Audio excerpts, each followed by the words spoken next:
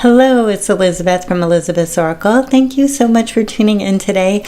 We are going to talk about the Sun through Sagittarius, and I am going to do my Jupiter through Sagittarius special in part 2. Here are the start times for each section. Thank you for tuning in, and what I want to say about this cycle is that what's coming up over the next 30 days will very much foreshadow what is coming up over the next year in terms of Jupiter and just kind of how the planets are interacting with each other. So I hope that you find this helpful, and let's look at some charts.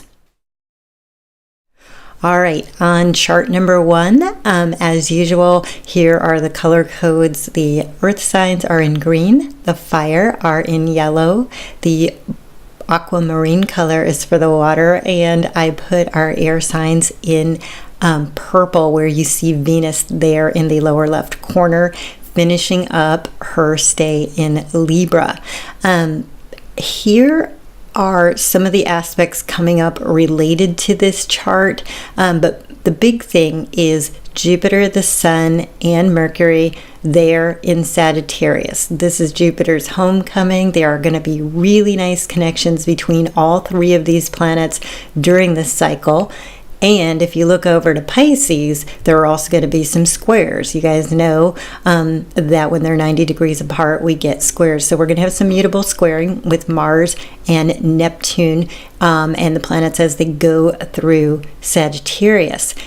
Also, for those of you who are very astute, you see the moon very late in Taurus here. That means it's getting close to being a full moon because the sun is in Sagittarius. So in fact, on November 23rd, we get a full moon at 0 degrees of Gemini and 52 minutes. That is a baby Gemini full moon, but also puts some pressure on the mutable energy. Next day, speaking of mutables, Neptune goes direct. Yay.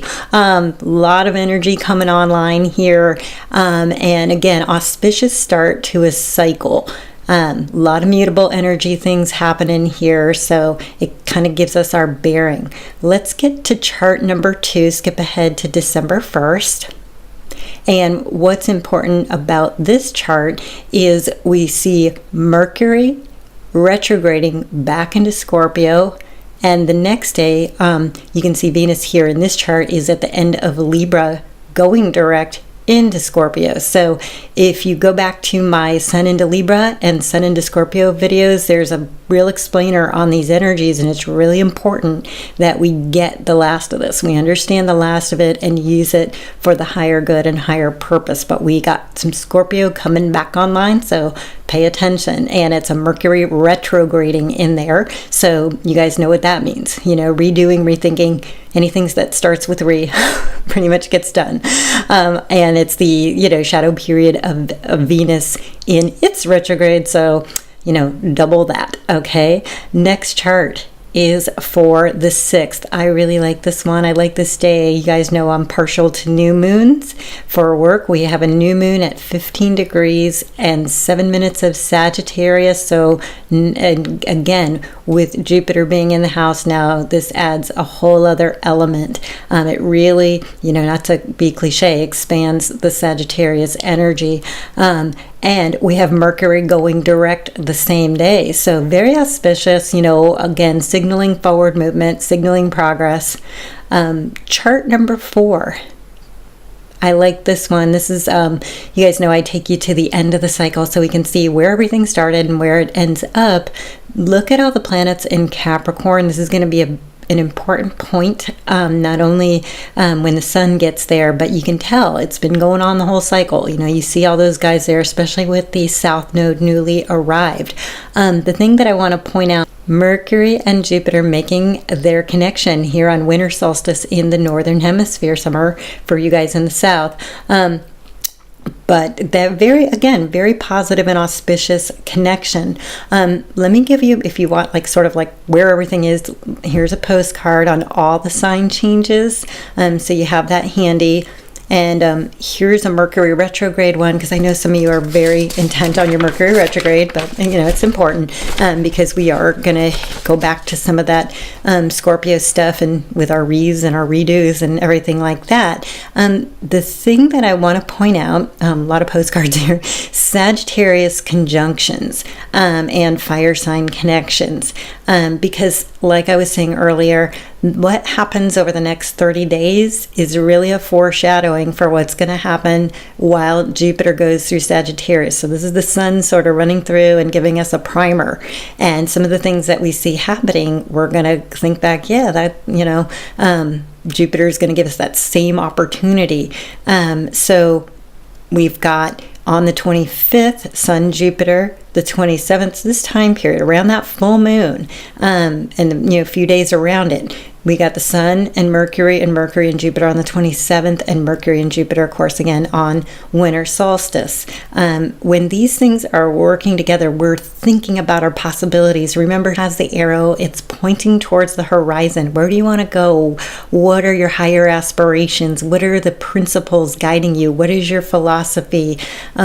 Is there something you need to learn? This is about education. So all this is kind of germinating, and I want you guys to pay attention. Now, the challenge, of course, as I mentioned, is going to be the squares.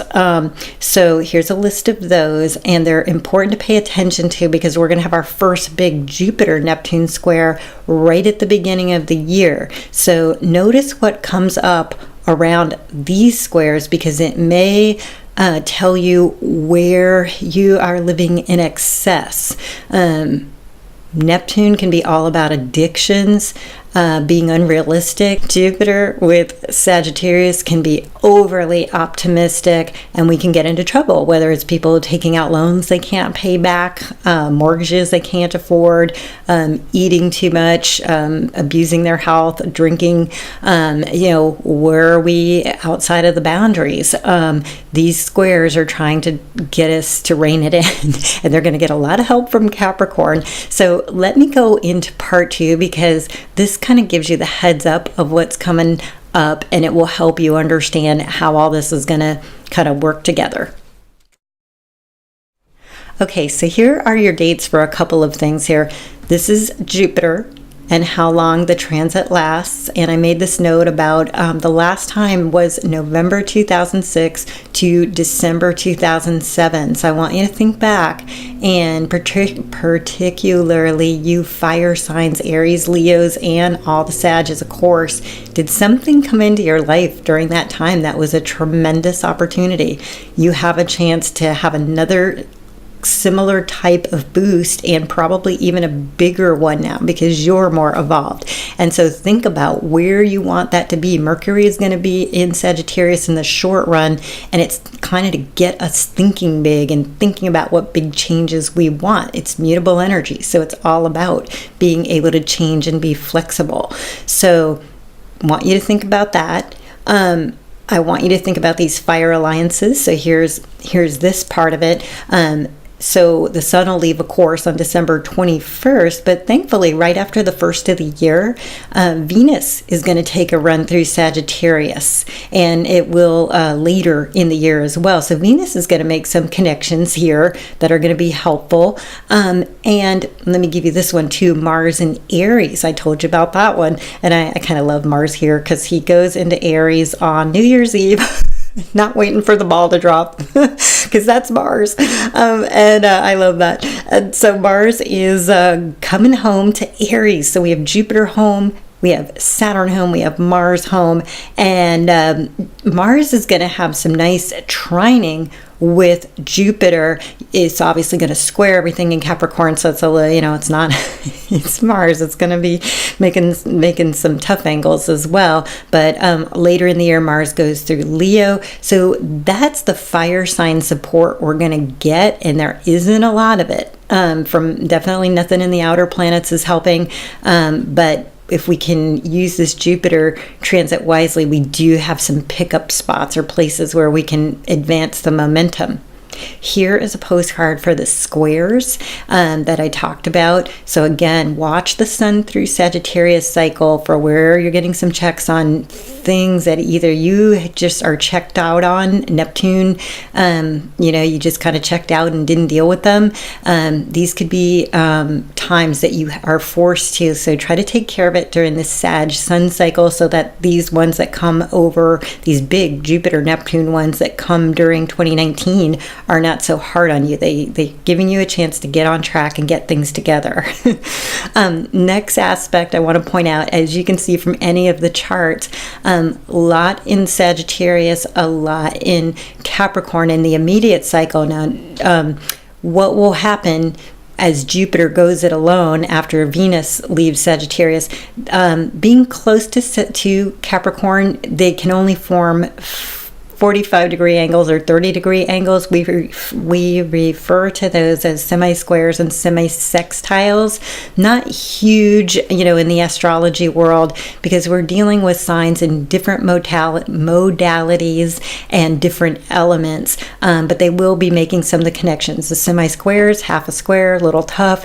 Semi-sextile, 30 degrees apart, kind of a more benevolent aspect. So Jupiter will make those connections to Saturn and Pluto, and the North Node, and the South Node as it travels through Capricorn. So we're going to get that over the next year. But the big part for me to talk to you guys about is, what does it all mean? We have dates, we have charts. So let's look at that. Okay, so for me, looking at this, again, going over what is Jupiter, what is Sagittarius, and where do they fit into the bigger context. So Jupiter expands things. It is about higher learning, philosophy, education, travel. Sagittarius has to do with a lot of the same things. It's the archer shooting the arrow onto the horizon, and from an astrology point of view, it is fire, so it's that passion that I talked about, but it's also mutable, meaning it tries to get along. It helps us usher in change. So even when it has these squares, it's not as rough as the cardinals, or definitely not as contentious as a fixed.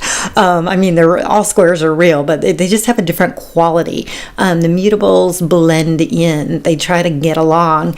And so this nice homecoming of Jupiter is really lifting. It's here trying to give us a lift, trying to point the way forward and ask us, what do we really want? What are our hopes? That's another word we associate with Jupiter. And it's about faith. We have faith in things. So that is all getting a lift. And at the same time, Saturn is also home in Capricorn.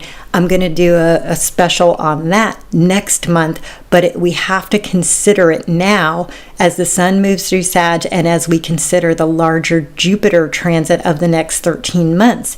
Because what is Saturn? What is Capricorn? Saturn is at home in Capricorn, and Saturn is about austerity. Jupiter expands, Saturn contracts. So we're dealing with these energies that we have to integrate.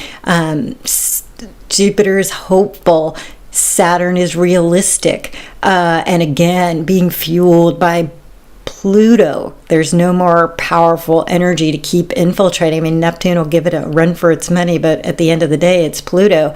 And now we have the South Node. So we are really going through a period of transforming. On the outer world, it's the institutions, banking, government, and we see all that. But internally, Capricorn wants to help us accomplish something. It's a cardinal. It's motivated. And its thing is to get to the top of the mountain. And so it can work very harmoniously with Jupiter shooting the arrow. What it's going to require is a balance of where we take that enthusiasm and we plug it in soberly into our goals and into our actions. And my Aries friends will be like, I just took a helicopter to the top of the mountain. But then you don't understand the climb, and you don't understand the actual victory, the joy of accomplishing something, and the struggle has a celebratory element once that moment when it turns and you accomplish your thing, because you have such pride in what you've done. You put in the work to accomplish it. It's yours. There's an ownership and a wonderful value to it. And both Capricorn and Sagittarius and Saturn and Jupiter in their own ways are benevolent, in the sense that Capricorn and Saturn are about reputation and the rules, and Jupiter is a very benevolent planet. It wants the higher good for its Zeus, all his children. He wants good for all of us. So these are male energies. So if we put all that together and we stay in integrity, this is a really powerful aspect. And of course, Jupiter goes into Capricorn after it finishes its transit of Sagittarius. So learning to integrate these energies now and work with them, they're going to be an influence over the next 2 years. So if we really use this boost, think about the spring. If you've jumped off a diving board, you're like, boom, that gets me up and going and gives me some momentum. So let's use that, and then we can plug it in the following year, because that's second house issues for Jupiter, which is money, income, all those things. So think about this, how it makes sense to you. Grab a copy of your chart and see which house your Jupiter is in, so you see how it's going to be interacting for you, and also see what's in your chart under the sign of Capricorn and under the sign of Sagittarius. But these are the elements we're going to be dealing with over the next 30 days and over the next year to 2 years, really, when we think about it. So learning to work with both of them is going to be very important. So I'm going to jump to the resources section. Okay, I'm Elizabeth from Elizabeth's Oracle. Thank you so much for watching this far. I really appreciate it, and I hope you appreciate that I do the spiel at the end. If you want a copy of your chart and you want to know what's going on for you, this is a year-long transit, and you want to see how it's placed for you, absolutely get in touch with me at elizabethsoracle.co. I offer a special on Friday, Free Minute Friday, when you order, and you can order as little as 10 minutes. You get 5 free minutes with your order, and 15 minutes isn't too long for going into this much detail, but we can definitely give you your bearings. And if you just want an intuitive reading, absolutely, reach out to me. There is a free newsletter. I'm always respectful with your information, so if you would like to get on that list so you're updated, you can of course subscribe here at hit the subscribe button and the notification so you know when a new video comes out. Otherwise, in the charts or in the postcards, if you thought you were seeing flying reindeer, you were. I was just having fun in Photoshop, and I thought it was very Sagittarian. It's symbolized by the horse, and a lot of people put unicorns and associate that with Capricorn, and I just started having fun with them. So if you thought you were seeing flying reindeer in the postcards, you in fact were. That was me just having a little fun, and also as my way of this sun cycle, of course, ushers in what we call the holiday season here in North America with our Thanksgiving, and so it was my way of saying happy holidays and thank you. And I hope you come back next month, because I will definitely be doing the special on Capricorn and giving Saturn a little more attention because that's another big thing that we are going to be dealing with. Okay, so thank you again for tuning in, and just I really hope this cycle is helpful to you, gives you the boosts and the insights that are going to propel you over the next 13 months. Thank you.